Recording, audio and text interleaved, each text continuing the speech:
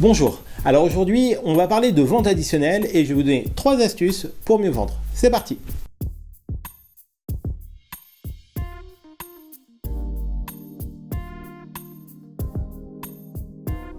Alors, je le vois souvent en formation, les serveurs ne sont pas du tout à l'aise avec les techniques de vente et pensent à chaque fois qu'on va leur donner tout un tas de techniques et puis un scénario à suivre.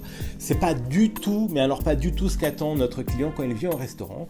Ce qu'il veut, c'est avoir un être humain en face et qui soit capable d'être à l'écoute. C'est d'ailleurs ma première astuce, c'est d'être capable d'écouter avec une écoute active ce que va nous dire le client. Ça va nous donner tout un tas d'indications qui vont nous permettre ensuite de pouvoir faire des propositions adaptées et donc de vendre très facilement.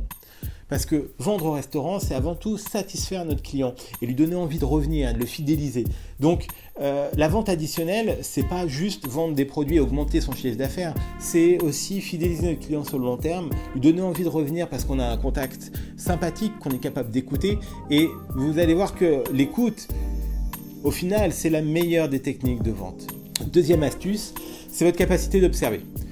Alors c'est quoi la capacité d'observer? C'est par exemple pendant le suivi de table, vous allez pouvoir avoir un œil sur chaque table, proposer un verre de vin quand il est vide, proposer une nouvelle bouteille d'eau par exemple quand elle est bientôt terminée, etc. etc.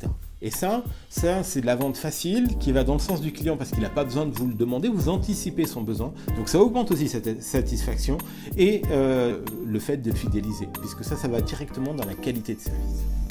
La troisième astuce, c'est le tempo, c'est-à-dire proposer au bon moment. Ça, c'est vraiment clé.